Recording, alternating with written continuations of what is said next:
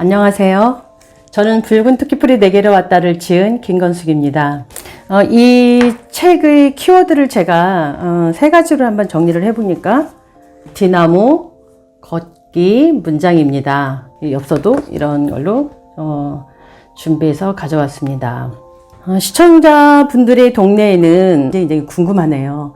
제가 사는 안산시에는 상록 오색이라는 길이 있거든요. 총 15km이고요. 그 이름에서 말해주듯이 각각의 다른 분위기의 길이 한 원처럼 이렇게 이어져 있어요. 그리고 거기에는 440년 된 느티나무가 있습니다.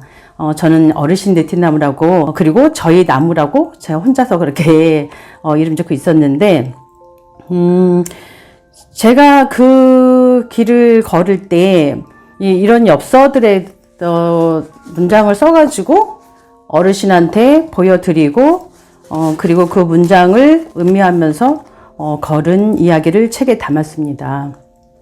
그래서 왜 그 길을 걸었느냐, 또 그 긴 글을 긴 시간 동안 어떻게 걸었느냐, 그리고 왜 문장을 들고 걸었느냐, 이런 질문들이 많이 있는데요. 걷기는 제가 고등학교 때부터 사실 취미란에 걷기라는 말을 쓰기 시작을 했어요. 그때 많이 걷지도 않았는데, 책은 늘 읽고 있었지만, 그 당시에도 책은 취미가 아니라 그건 필수이다라는 말이 있었기 때문에 걷기라고 했었고요. 처음에 이 길을 이제 걷게 된 것도, 사실은 2021년 4월 16일이더라고요. 그날이 큰 사고가 있던 날이기도 하고, 제가 날짜를 의식하고 간 건 아닌데, 그리고 저희 두 번째 책다라운 끈 그림책에서 뭘 봤나의 출간일이기도 합니다. 그래서 걷기 시작해서 거의 2년 가까이 그 길을 걸었는데요. 처음부터 그 길을 계속 걸을 생각은 없었어요. 왜 그럼 그 길을 걸었느냐. 제가 세 번째 책, 비로소 나를 만나다라는 원고를 넘긴 날이었어요. 저는 늘 지금까지 책 4권을 내면서 원고를 넘기고 나면 늘 다음 책을 구상을 했어요. 그래서 그때도, 그래서 보냈기 때문에, 어쨌든 원고와 실행을 했기 때문에 제가 머리도 식힐 겸, 다음 책을 한번 구상해보자. 그러면서 그 길을 나섰던 거죠. 그래서 제가 엽서에다가 이제 문장을 써서 가져갔는데, 그날은 엽서가 아니고 아코디언 북이었어요.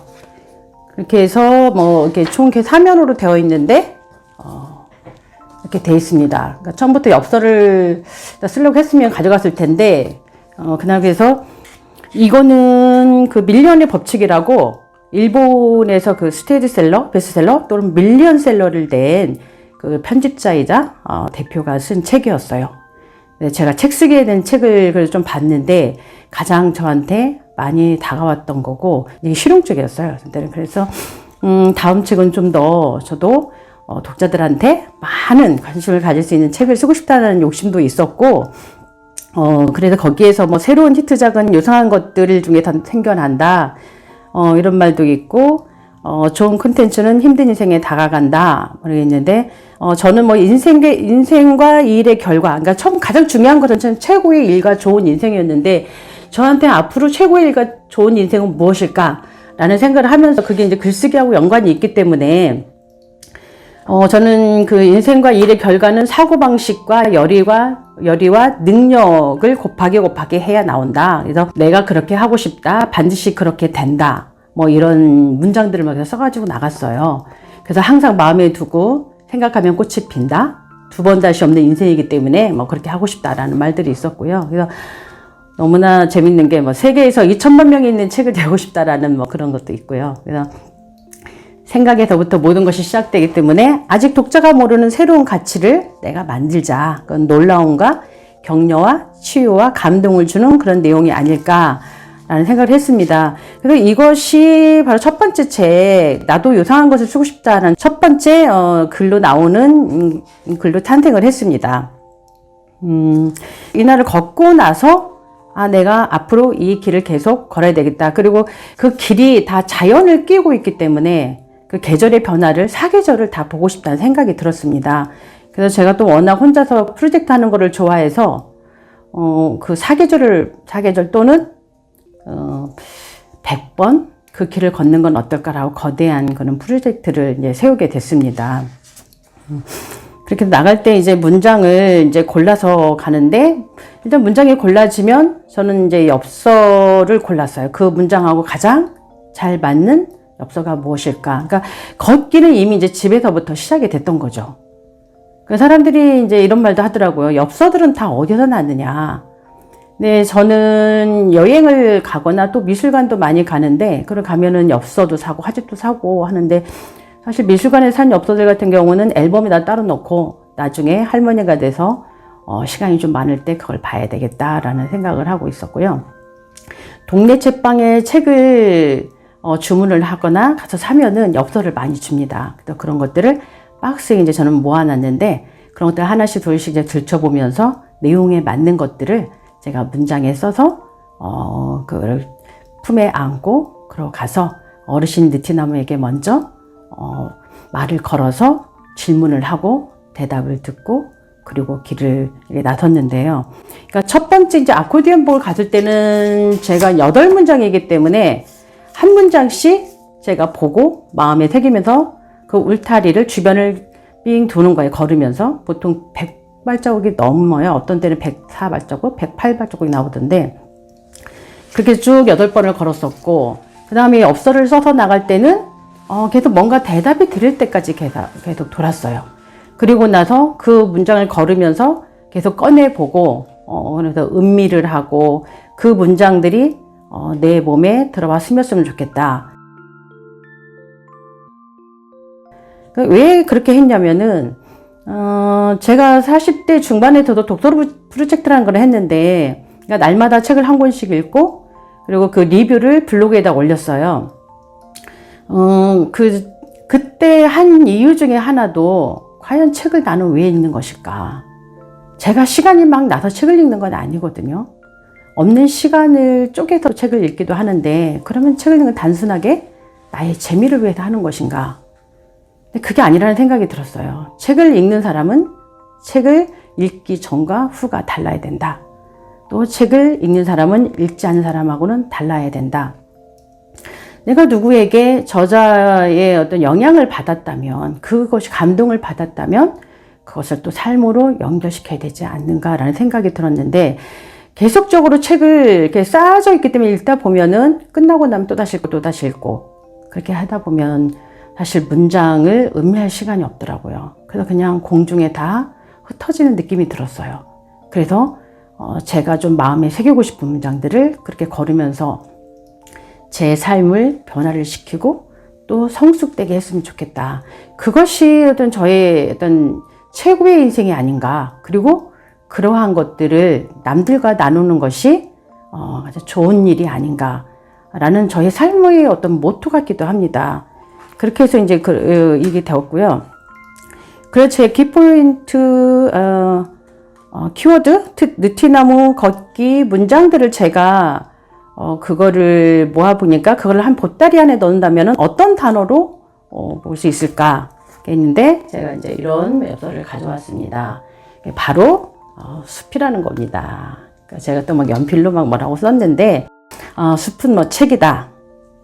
새로운 세계로 인도하듯 다채로운 감각과 생태 등에서 가슴 뛰는 기쁨을 주는 곳이다.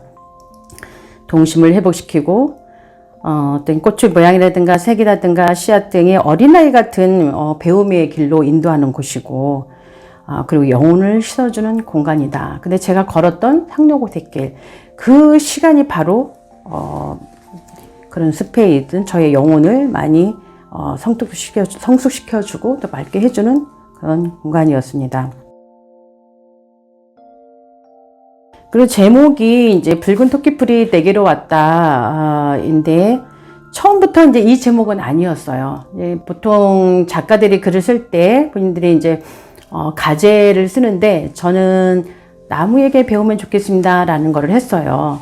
왜냐하면 어르신 느티나무와 오랜 시간 대화를 나누고 나무들의 관심을 갖고 있으면서 그 나무들의 경이로움이라든가 우리가 알지 못하는 것들 많이 보았기 때문에 그 제목이 좋았는데, 그 제목을 하게 된 계기는 그 이혜인 수녀님의 수녀새라는 그림책의 뒤쪽에 작가님의 편지글이 있었어요. 그래서 살아있는 동안에 새들에게 배웠으면 좋겠습니다. 그리고 어디에도 얽매이지 않는 그런 자유, 그리고 먹을 것도 꼭 필요한 양만치 않은 욕심 없음과 먼 길도 기다렸다 함께 가는 의회와 의리를 이러면서 말을 들으면서 저는 이미 느티나무, 어르신 느티나무가 그런 새와도 같은 존재가 아닌가. 그 한 곳에 있지만 이게 자유로 속에서 살고 있고, 그리고 나무들은 꼭 자기들이 취할 것만 취하잖아요. 우리 사람들하고 많이 다르죠. 그리고 뭐 그 바람이나 햇살이나 또는 새들, 그리고 저 같은 사람들한테도 자기 품을 내어주는 그런 것들이 다 딱 맞는 말이었어요. 그리고 작년에도 저도 앞으로 내가 그런 삶을 살겠다는 생각에서 새해의 결심이기도 했고요. 그랬는데 내가 이제 그 제목을 지인들에게 한번 물어봤어요. 그랬더니 한 친구가 뭔가 강요하는 느낌이 든다.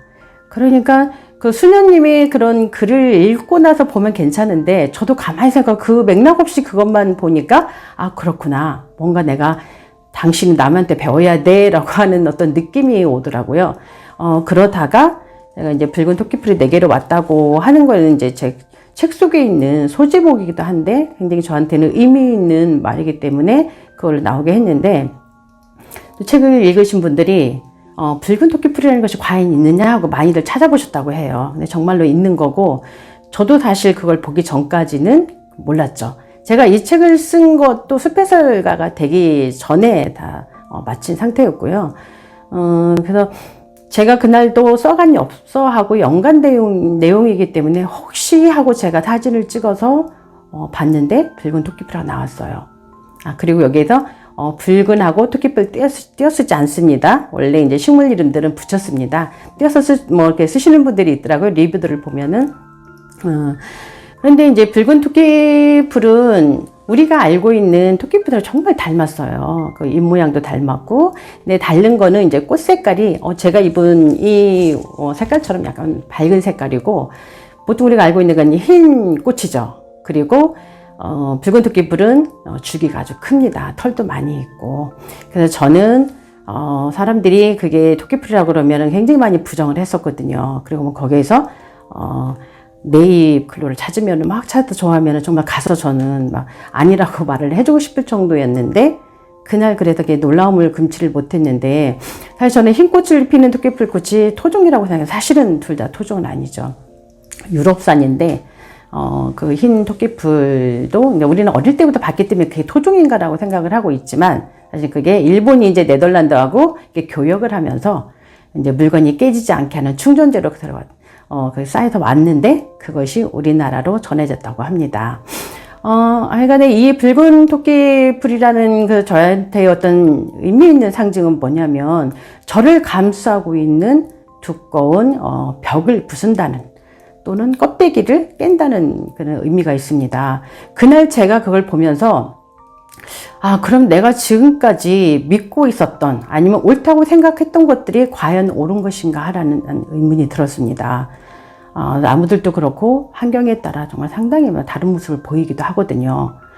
그래서 제가 앞으로 이제 뭔가 굉장히 주장하고 싶을 때도 그렇고, 맞다고 할 때도 그렇고, 아니면 누군가가 저한테 얘기할 때도 그렇고, 먼저 아니다 라는 말을 하지 않기로 제가 생각을 했습니다. 그 나이를 먹는다는 거는 사실 많은 경험을 하기 때문에 지혜가 많이 쌓이게 되죠.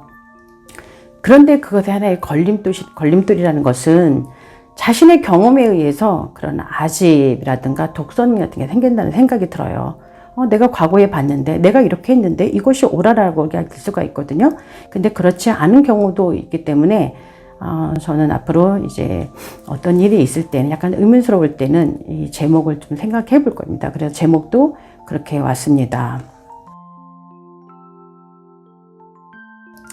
제가 제 책 쓴 내용 중에서 몇 가지들을 좀 말씀을 드리려고 이제 문장을 제가 써갖고 것들 좀 뽑아가지고 왔어요. 그래서 이거는 어떤 내용이 들어있을까요? 네, 이와사키 찌히로의 미술관에 갔을 때 산 엽서인데요. 세상에 이토록 아름다운 건 어떤 의미일까? 그리고 난 그것에 대해 어떻게 해야 할까? 내가 세상에 주어야 할 선물은 무엇일까? 나는 어떤 삶을 살아야 하는 걸까?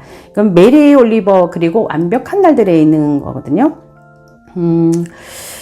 이 내용도 사실은 제가 늘 생각해왔던, 제가 앞서 쓴 책에도 이제 이런 류의 내용들을 또 나오기도 하는데요. 뭔가 이제 아름답고 좋은 게 있으면은 나눠야 되는 생각도 많이 있었고, 그러니까 내가 지금까지 혜택을 받고 살아온 이런 사회에 무언가를 내가 또 나눌 수 있는가? 그것이 이제 꼭 거창하지 않아도 내가 할 수 있는 것은 무엇일까라는 것들을 늘 생각을 하고 있는데, 그래서 이날은 이거를 가지고 갔었고요. 이 챕터에서 쓴 글 중에는 이제 그것도 있어요.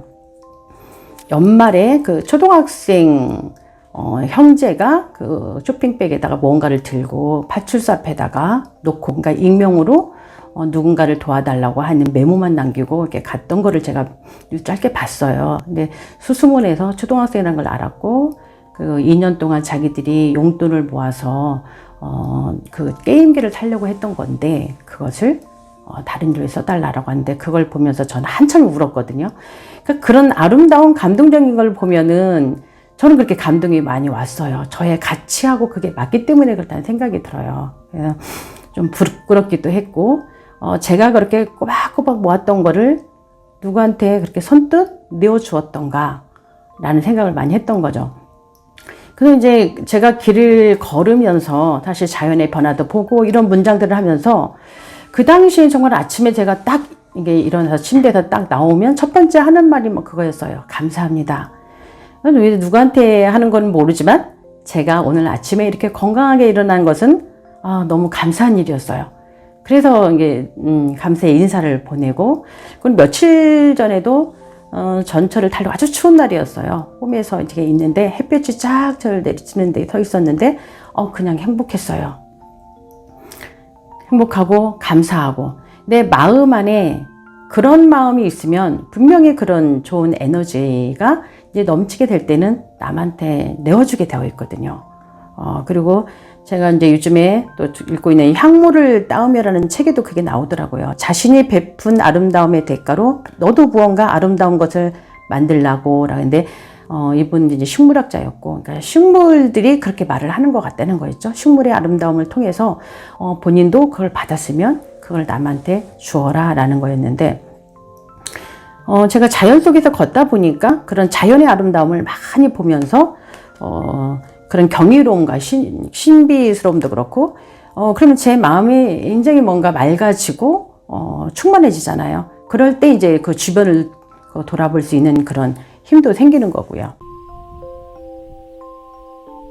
그리고 이건 어떤 여성이 있고, 그리고 핸드백 옆에 가방이 있고 고양이가 있습니다. 어떤 것일까요?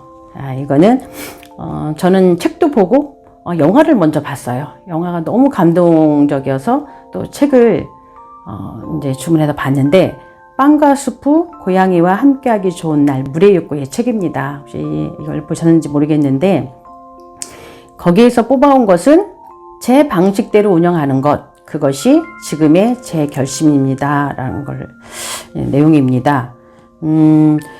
여기 그 여주인공은 출판사의 중년 편집장 여성이에요. 그런데 어느 날 격리부로 발령이 나는 거예요. 그리고 또 그 비슷한 시기에 어머니가 갑자기 쓰러져서 돌아가시게 됐어요. 그러면 이 여성은 자기가 책을 만드는 일이 좋아서 출판사에 있는데, 격리부라면 내가 다닐 이유가 없다. 그러고 이제 출판사를 나옵니다.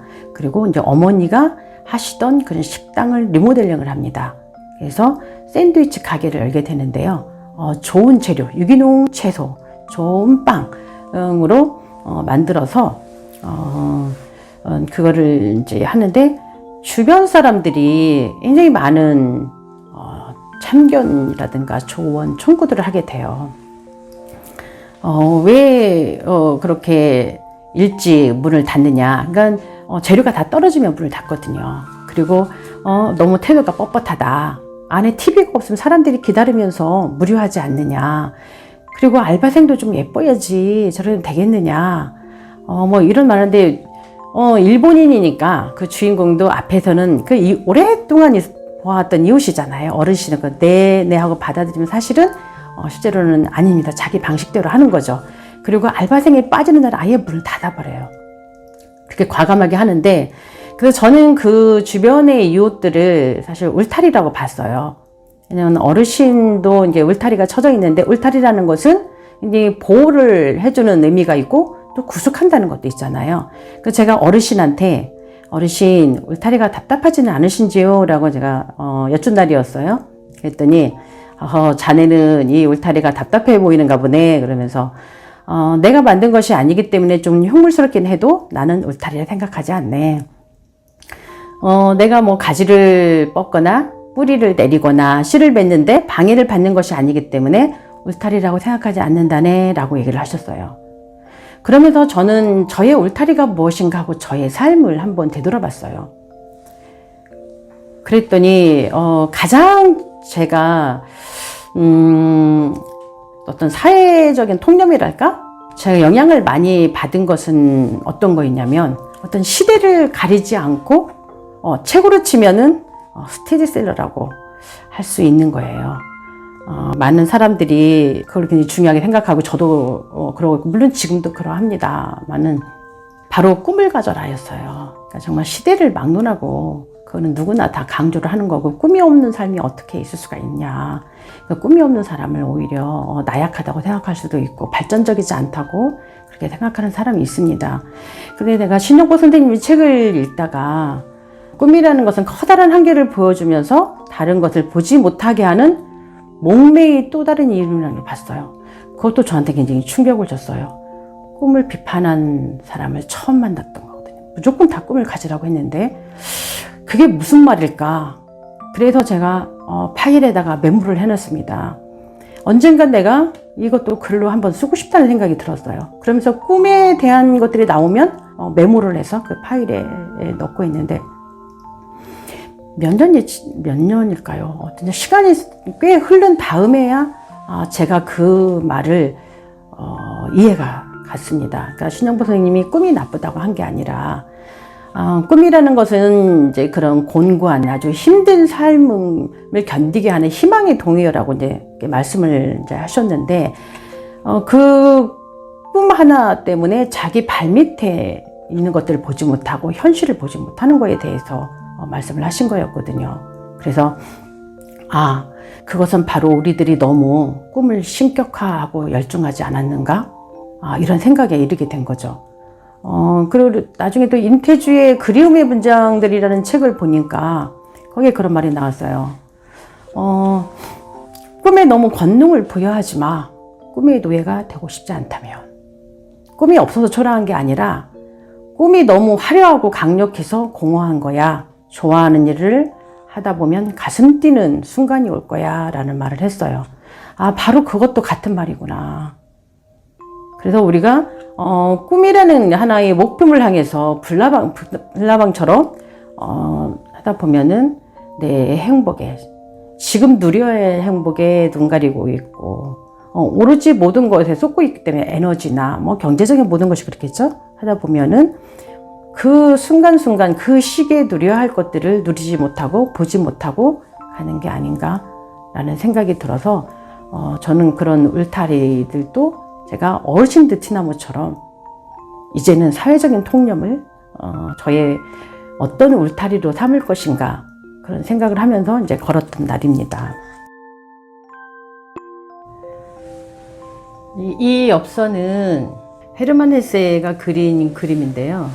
또 책을 좋아하신 분들은, 또 헤세 책을 많이 읽으신 분들은 그 작가가 그림도 그리고 시도 쓰고 정원도 가꾸고 하시는 걸 아실 거예요.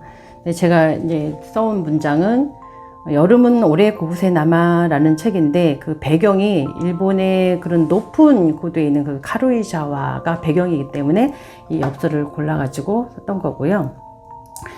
거기에서 이제 혼자서 있을 수 있는 자유는 정말 중요하지. 책을 읽고 있는 동안은 평소에 속한 사회나 가족과 떨어져서 책의 세계에 들어가지. 그러니까 책을 읽는 것은 고독하면서 고독하지 않는 거야 라고 했는데, 저는 여기에서 책이라는 단어 대신 길이라는 말을 썼거든요. 어쨌든 길을 걸었기 때문에. 그래서 길을 걷는 것은 고독하면서 고독하지 않은 거야 라고 했습니다. 물론 제가 문장도 가져가고 또 이제 도심이 아니고 자연과 함께 하기 때문에 고독하지 않을 수도 있는데, 길 걷다 보면 사실은 어느 순간이 되면은 제가 걷고 있는지조차 잊을 때가 있어요. 그러니까 보통 첫날 걸었을 땐 제가 6시간 반이 걸렸는데 계속 걷다 보니까 5시간 반, 그 다음에 5시간. 어느 날은 제가 아무것도 안 하고 정말 간식도 안 먹고 걸었더니 4시간 반까지 걸었거든요. 그래서 우리가 이제 달리기에서 러너스 하이라는 말이 있잖아요. 너무너무 정말 죽을 것 같이 힘든 그런 순간이 오는데 그 시기를 넘어가면은 어떤 쾌감, 즐거움을 느낀다는 것처럼 이 걷는 것도 그렇더라고요. 한참을 걷다 보면 내가 걷고 있는 건가? 어떤 시간과 공간의 경계가 다 없어지는 느낌이 들어요. 그러니까 모라일체가 된다는 느낌이 들까? 그런 점이 있기 때문에 제가 그 길을 오랫동안 걷지 않았나라는 생각이 듭니다. 그리고 그 길들이 이제 자연 속에서 걷는 거기 때문에 자연들은 늘 이렇게 변화된 모습을 보이고, 제가 거의 일주일에 한 번 정도 걷고, 나중에는 이제 사회적 거리가 해제되고 이럴 때는 이제 한 달에 어떤 때는 한 번 가기도 하고 했지만은, 코로나 기간 2021년도에 4월 달에 걷기 시작을 했으니까 코로나 기간이었잖아요. 그래서 그때는 거의 일주일에 한 번씩 좀 걸었었죠. 그러면 일주일에 한 번씩 가도 늘 변화가 되는 거예요. 사실 뒷산에도 매일 가도 변화된 모습을 봅니다. 어느 날 5월달 같은 경우는 한 5일 만에 가도 사실은 제가 보았던 꽃도 사라지고 굉장히 무성해지고 그런 걸 많이 느꼈어요. 그런 변화되고 새로움이 있기 때문에 그 길을 제가 지루하지 않고 긴 시간 동안 걸었다는 생각이 듭니다. 그리고 여기는 제가 이 문장을 막 찾아봤는데 엽서가 사실 어디로 갔는데 사라져가지고 어제 제가 골라가지고 써왔는데, 그녀는 혼자였다. 그녀는 혼자였다. 그녀는 혼자였다. 자신을 짓누르던 압박이 사라지는 것이 느껴졌다. 그러니까 도리스 레싱 19호실로 가다라는 거예요. 저는 예전에 이게 처음 제목만 봤을 때는 어느 호텔을 연상을 했었고, 제가 좀 그런 공간을 많이 찾아서 그랬는지는 모르지만 작가가 호텔의 19호실로 계속 예약을 해놓고 거기 가서 쉬거나 글을 쓴다고 생각을 했었어요. 그런데 이거는 1960년대 배경인 소설이고 영국인데, 그것은 정원이 딸린 중산층 가정의 주부가 주인공입니다. 물론 이제 주부가 되기 전에는 능력 있는 사회인이었는데 사연이었죠. 남편도 유능한 기자였고, 근데 결혼을 하고 나서 아이를 이제 임신하면서부터 이제 회사를 그만두고 아이들을 양육을 하는데, 둘을 낳는데 또 쌍둥이까지 나서 넷을 키우게 됐어요. 그러면 이 여성은 아이들이 이제 막내가 초등학교에 들어가면 자신은 이제 50대쯤 돼서 자기는 더 멋지게 꽃을 피울 것이다 라고 생각을 했지만 현실은 그렇지 않았어요. 그리고 남편은 잘 나가고 있었고, 그래서 아이가 초등학교에 갔을 때 그 남는 시간을 자기는 어딘가를 다녀와야 했어요. 기차를 타고 물색을 해서 한 호텔을 가게 되는데 거기가 바로 19호실이었어요. 자기는 익명으로 가서 호텔에 들어가서 침대에도 눕지도 않고 그냥 의자에 그대로 앉아있다가 긴 시간 동안 앉아있다가 그냥 돌아왔어요. 그래야만이 살 수가 있었어요. 이제 불안함을 재우기 위해서 그랬던 건데요. 그래서 저는 이제 이 문장을 써간 것도 혼자라는 거, 제가 이제 혼자 걸었기 때문에 저는 어떤 문제가 있어서 이제 걸은 것은 아니지만은 혼자 있을 시간은 사람들한테 필요하다는 거죠.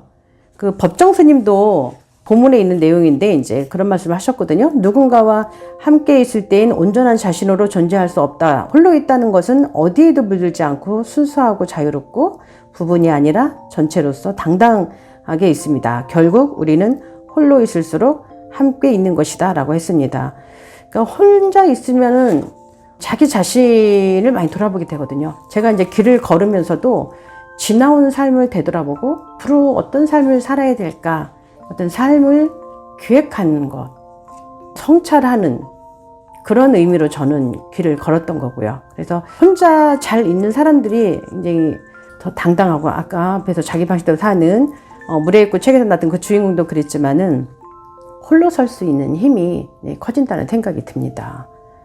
그래서 저는 그 길을 계속 걸으면서도 좀 성장하지 않았나. 근데 그 시기에 걸었던 그 지인이 그랬어요. 제가 많이 달라졌다고. 그러니까 저 자신은 모르지만 법정 스님의 그 말씀처럼 그 홀로 있는 시간을 많이 가질수록 자기 내면 안에 힘이 생기고 당당해지는 생각이 듭니다. 그래서 그런지 또 제가 길을 걷고 있는 동안은 동네에 아는 사람이 많이 달라졌다는 얘기를 했어요. 저 자신은 모르지만 그 길을 걸으면서 많은 생각을 하고 좋은 것들을 보고 하면서 제 안에 또 단단한 심지 같은 게 좀 생기지 않았을까, 그런 생각이 듭니다.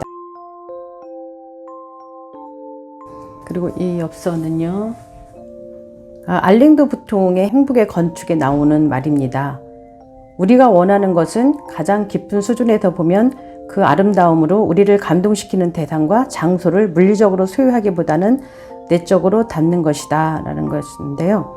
제가 어르신 느티나무와의 어떤 대화를 많이 하고 담고 싶어 하고 했던 것들, 어르신에 대해서 조금 말씀을 드리면은 그 440년 동안을 이렇게 살아온 존재이기 때문에 얼마나 많은 일들을 겪으면서 그 자리에 버티고 있을까요? 그래서 그 수많은 그 잎새들을 달리고 있는 그런 모습을 보면은 그 자체로도 굉장히 숭고함이 느껴지고, 또 그 기둥에 보면은 혹 같은 거를 큰 걸 많이 달고 있어요. 처음에는 저는 그 수영이 아름다워서 사실 그거에 좀 반했었는데, 이제 자세히 이제 들어보다 보게 되더라고요. 가지도 보고. 그래서 한쪽 가지는 죽어 있는 것도 있기도 하고, 그래서 어르신한테 지혜를 구할 때, 그래서 누구시냐고 물어볼 때도 있고, 아름다움이 뭐냐고 물어볼 때도 있고, 그 엽서에 따라서 질문들을 많이 했는데, 어르신은 그랬어요.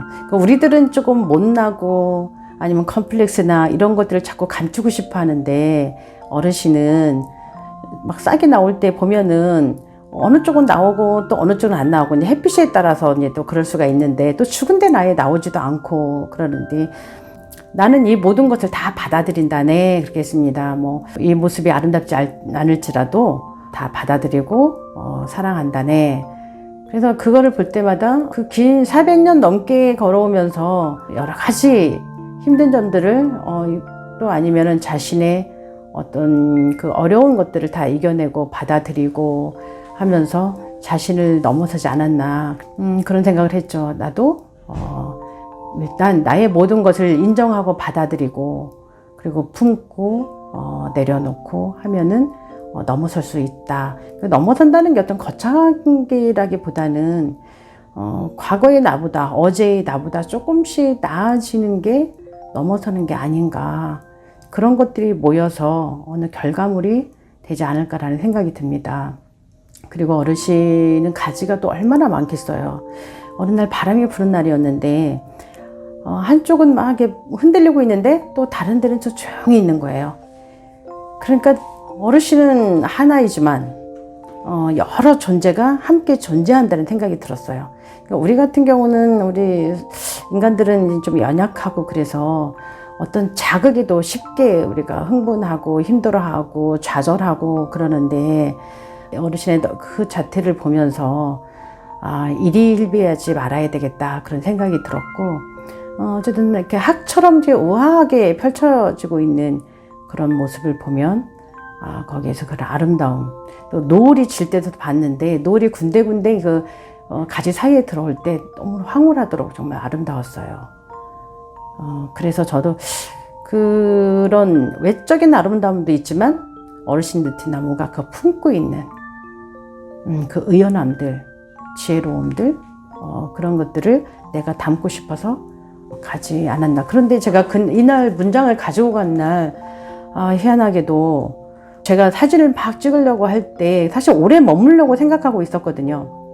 그런데 저쪽 한편에 어르신들이, 이제 젊은 청년 하고 같이 이렇게 있었는데 저한테 자꾸 뭐라고 하시는 거예요. 그래서 내가 무슨 말이냐고 되물었더니 자꾸 비키라고 그러시는 거예요. 그래서 저는 정말 큰 마음을 먹고 다른 날은 그렇게 질문하고 대답 갔는데 그날은 정말 많이 있으려고 했던 날이었는데 그날 그렇게 해서 저도 많이 속이 상했죠. 그래서 아니 이게 개인 나무냐, 이거는 공적인 나무인데 왜 저보고 거기 비키라고 하느냐. 그랬더니 그 이제 청년이 막 왔어요. 그 저기 아프신 분들이라고 그러면서 싸우면 되겠냐. 근데 저는 싸운 게 아니라 그냥 목소리가 좀 높았을 수도 있는데 저도 할 일이 있다고. 이거는 개인 나무가 아니지 않느냐. 그리고 나무가 이렇게 큰데 어떻게 제가 그걸 가리지도 않는데 왜 그렇게 거기서 비키라고 하시느냐. 이렇게 하면서 왔어요.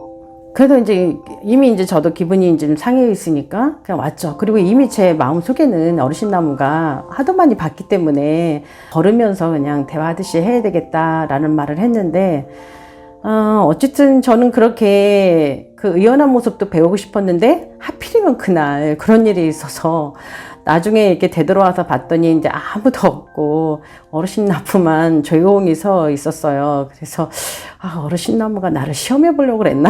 혼자서 그런 생각을 하면서 왔습니다. 근데 걸으면서 정말 좀 희한한 일들이 많이 생겨요. 이게 문장하고 제가 당신의 말은 내게 창을 열어줍니다 라는 말을 할 때 이날 같은 경우도 사실 길에서 우연히 그 여성 청년하고 제가 말을 했거든요. 걸으면서 정말 처음 얘기한 거예요. 거기다 혼자 걷고 하니까 얘기할 일이었는데 그 친구가 뭐 자기 알바하면서 공부하는 것 뭐 이러면서 힘든 점 마트에서 알바를 하는데 뭐 이러니 저러니 사장이 어떠니 하면서 그런 얘기를 하는 거예요. 그리고 어느 날도 이제 행선지에 대한 거예요. 행선지를 꼭 목표했던 대로 뭐 가지 않아도 된다고 했날 저도 사실은 그날은 그 1코스만 걷고 오려고 했던 거였거든요. 그 1코스는 나무들이 커서 그늘도 만들어주고 그리고 흙길이기 때문에 맨발로 걸을 수가 있어요. 우리가 늘 뭐 어떤 목표를 정해놓으면은 꼭 그렇게 하려고 하는 것도 있지만은 사실은 저 같은 경우는 약간 융통성이 있어서 상황에 따라서 많이 유연하게 대처를 하는 편인데 그날 내용도 그랬고 근데 그날도 이제 그거는 저는 제가 걷는 거하고 상관없다고 생각을 했는데 나중에 돌아오면서 생각하니까 제가 처음으로 1코스를 걷고 거기를 다시 되돌아와야지 했던 날이었거든요. 이제 맨발로 걷기 위해서. 그 이후로는 사실 흙길이 아니고 시멘트 길이거든요.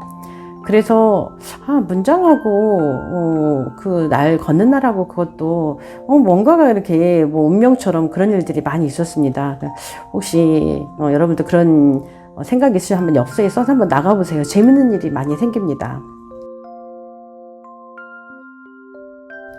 그리고 이제 며칠 후면 입춘이라고 하는데요.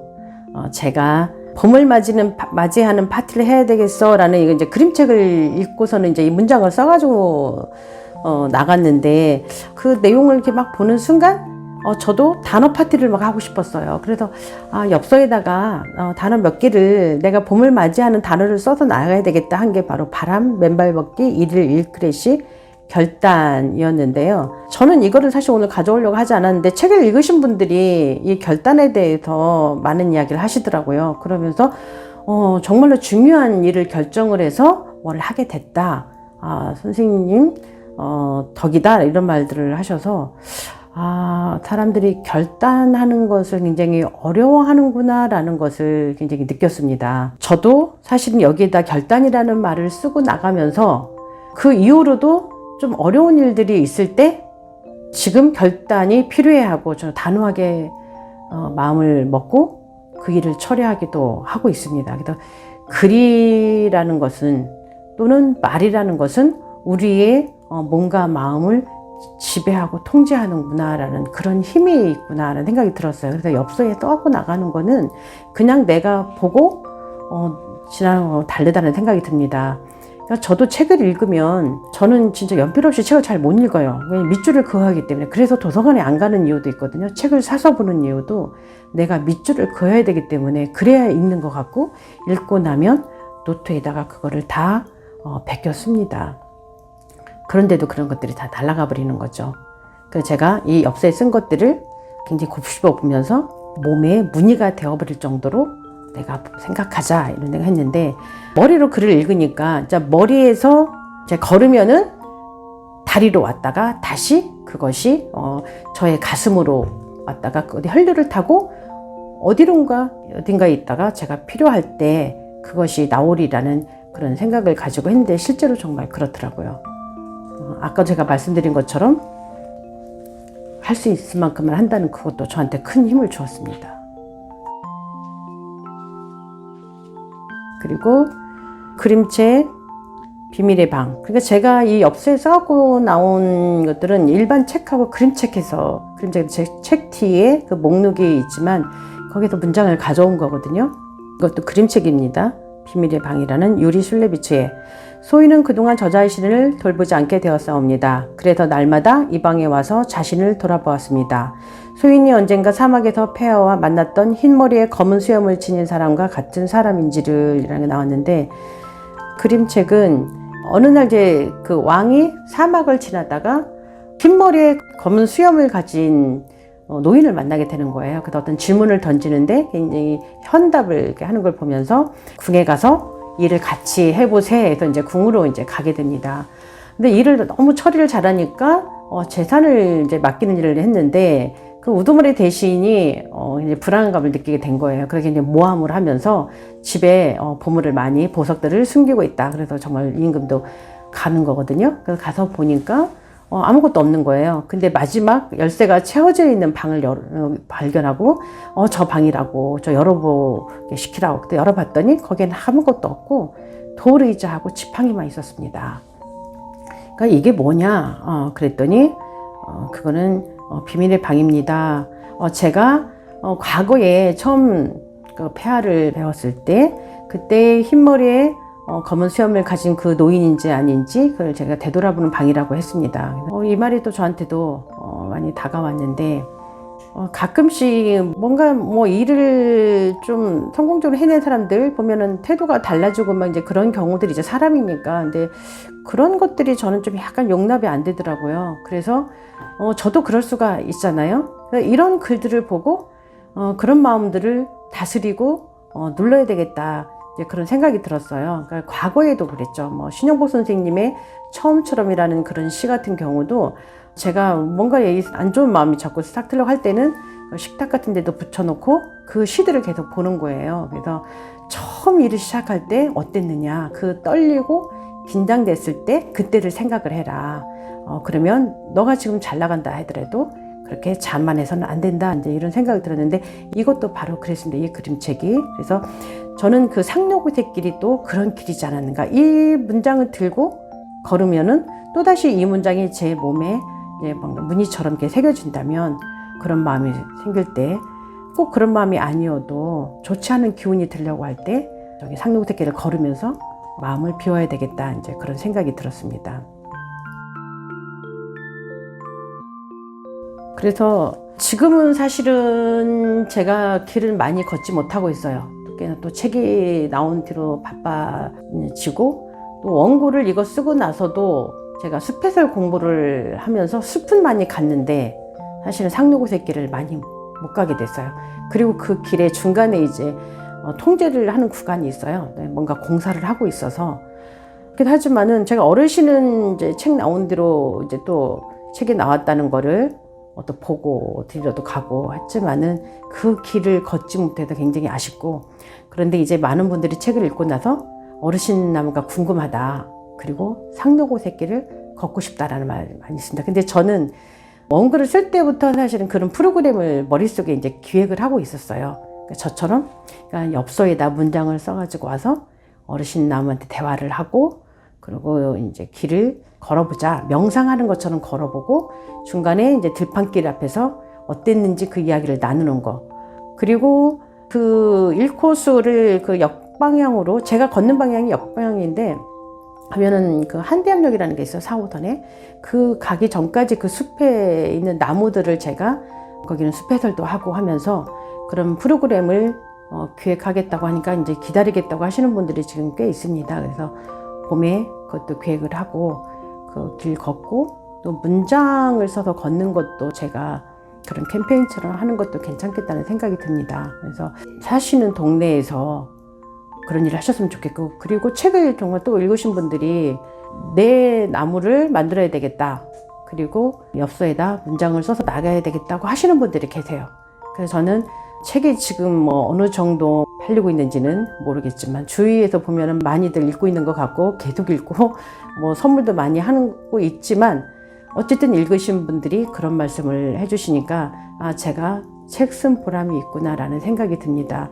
저의 삶뿐만 아니라 다른 독자분들도 책을 통해서 이렇게 변화하고 성장하고 또 그것들을 주위 분들과 나누는 것, 그것이 책을 쓰는 사람들의 가장 큰 보람이 아닌가 생각합니다.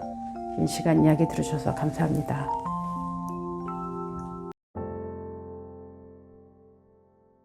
북두코에서 이제 그런 질문을 받았어요. 프로젝트를 좋아하는데 좀 자기적으로 보이기도 한다 라는 얘기 있었는데, 제가 독서 프로젝트도 했었고 그 다음에 지금 이 걷기 프로젝트를 했고 그 다음에 그림책으로 문화센터나 책방에서 했던 나눠살기 프로젝트.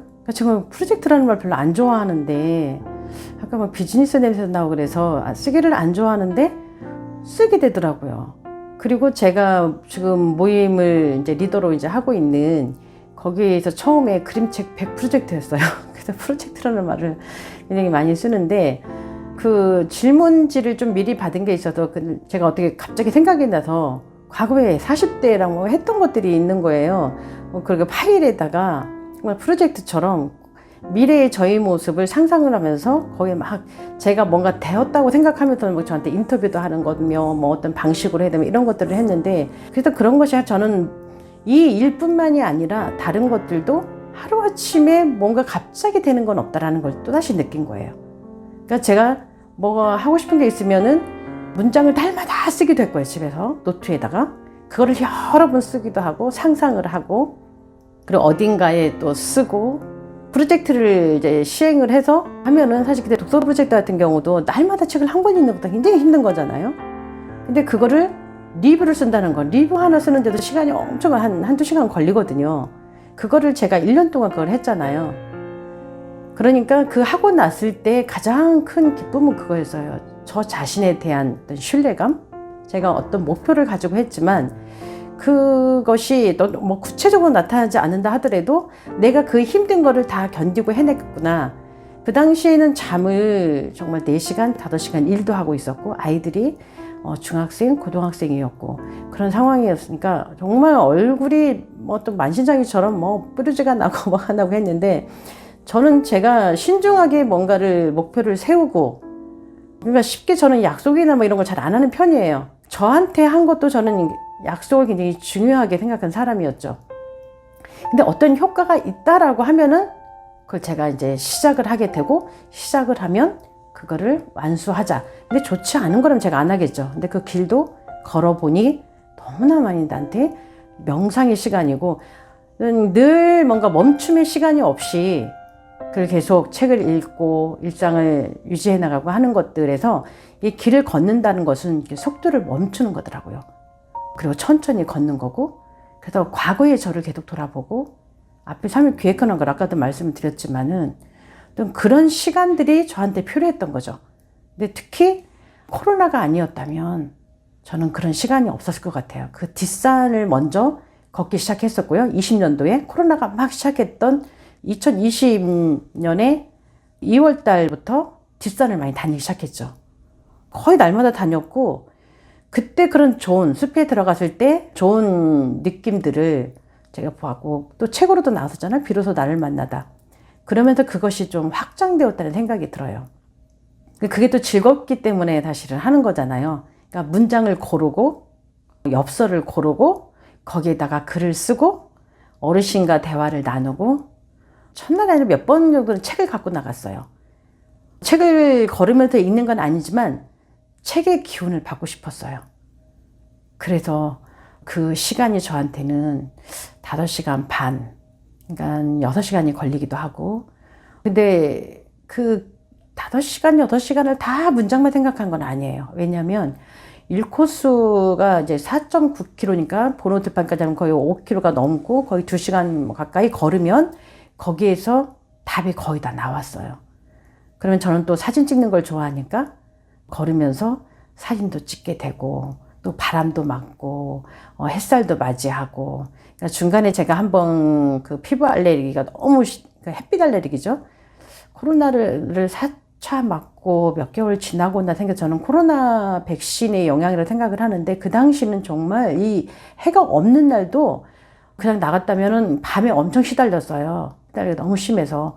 그런데 그때도 정말 그 중무장을 하고 전혀 햇빛이 들어오지 못하게 하고 나갔었는데, 그래서 이제 여러 가지 있던 것 같아요. 저에 대한 약속, 즐거움, 그리고 제 삶을 성장시키는 거를 제가 바로바로 느끼는 거잖아요. 그리고 그 성장시키는 방법에 대해서 골똘히 생각하면서 그 결과를 얻게 되는 거고요. 그래서 제가 따져보니까 독서 프로젝트가 40대 중반이었는데, 이제 60이 되기 전에 제가 걷기 프로젝트를 한 거죠. 그러면은 제가 언젠가 또 무슨 프로젝트를 할까? 저한테 대한 그런 막연한 기대가 생기는 거예요. 그런 것들이 저한테 그런 힘든 일을 또 해내게 하는 게 아닌가라는 생각이 듭니다. 저는 정말 산을 오를 때도 처음에는 물도 안 갖고 다니는 사람이었어요. 그러니까 별로 이렇게 먹지를 않았어요. 음식을 싫어하는 건 아니고 산에 갈 때, 걸을 때 뭐 그런 게 필요하다는 생각이 안 든 거예요. 그런데 다니면서, 그러니까 처음에 이제 남편하고 이제 산을 좀 다닐 때, 남들 보니까 뭘 자꾸 와서 막 먹는 거예요. 너무 먹고 싶은 거예요. 뭐 사과도 막 먹고, 오이도 먹고. 그래서 우리도 이제 하나하나 다음에는 이제 물을 사가지고 가고, 그 다음에는 사과를 가지고 가고, 그 다음에 오이를 가지고 가고. 그래서 먹는 걸 지금도 사실 여행 갈 때 먹는 걸 잘 안 챙겨요. 음식도 식당에도 현지에서 먹고, 가면서 그 휴게소에서 뭐 많이도 안 사 먹어요. 거기서 이제 뭐 군것질 조금 사 먹고 음료 사 먹고 이 정도거든요. 근데 이제 상록오색길은 5시간 반 뭐 이 정도 걸리니까 에너지가 정말 많이 필요하더라고요. 많이 소진이 되니까. 그래서 이제 준비를 다 해요. 견과류를 준비도 하고, 파프리카라든가 오이라든가. 그러니까 일단 저는 밥을 먹고 나서, 그러니까 늦게 자고 좀 늦게 일어나고, 그래서 이제 밥을 먹으면 바로 나가는데 이제 그런 것들 준비하는 거, 음료하고. 그래도 물도 그렇게 많이 먹지는 않더라고요, 저는요. 평상시에 물을 잘 안 먹거든요. 아주 더운 날은, 그날 이제 체감 온도가 엄청 높은 날이었는데, 그날도 고민하다 나갔는데, 물을 제가 싸간 걸 다 마시고, 편의점에, 중간에 어디 있더라고요. 그래서 편의점에 처음으로 들러서 물을 한 병 사가지고 갔는데, 근데 풍경이 워낙 아름다운 곳이니까 좀 힘들면은, 그리고 상록오색길은 거의 중간중간에 의자가 잘 있어요. 화장실도 좋고 시설이 좋은, 그리고 의자들도 있고 하니까 힘들면 저는 이걸 쉬는 거예요. 앉아서 풍경도 감상하고 사진도 찍고 문장도 다시 보고 뭐 이런 과정들이 있기 때문에 그 길은 그렇게 힘들다는 생각은 안 들었어요. 뭐 저는 뭐 대부 해변길도 걷고 뭐 올레길도 좀 걸어보고 했는데, 산티아고 길 걷는 길은 얼마나 힘든지는 모르겠지만 상록오색길은 뭐 그 정도의 간식하고 음료하고 그리고 본인이 조금 여유롭게, 그러니까 제가 쉬지 않고 걸으면 4시간 반 걸렸다고 했잖아요. 그러니까 5시간 반 정도면은 여유롭게 걸은 거거든요. 그래서 너무 빡빡하게 걷지 않고 자연을 즐기면서 걸으면은 잘 걸을 수 있겠다는 생각이 듭니다. 그래서 저는 앞만 보고 걸은 건 아니거든요. 사실 그런 것도 별로 좋아하지 않고, 산을 올라갈 때도 꼭 정상을 올라가야 된다는 게 아니라 저는 가면서도 그런 식물들이라든가 나무들 이런 거를 계속 보면서 가요. 그래서 남편은 저 멀리 가 있고 저는 뒤에서 가고 중간에 다시 만나서 같이 물 마시고 또 다시 그렇게 가고, 이런 걸 하기 때문에 좀 쉬엄쉬엄 걷는 것도 괜찮겠다. 그러면 나는 문장에 대해서 좀 더 생각을 하고 싶다. 그러면 그 답을 얻을 때까지는 열심히 명상처럼 걷는 거죠. 그러니까 1코스를 그렇게 걷고 나면 좋은 기운이 있는 곳에서는 좋은 생각, 좋은 답이 나오더라고요. 어르신에게 어떤 답을 얻어서 그 1코스에서 이렇게 걸으면은 또 나무들, 식물들 어떤 그런 기운 때문에 그런지 저는 거기에서 다 얻었기 때문에 나머지는 정말 마음 편하게 걸었습니다.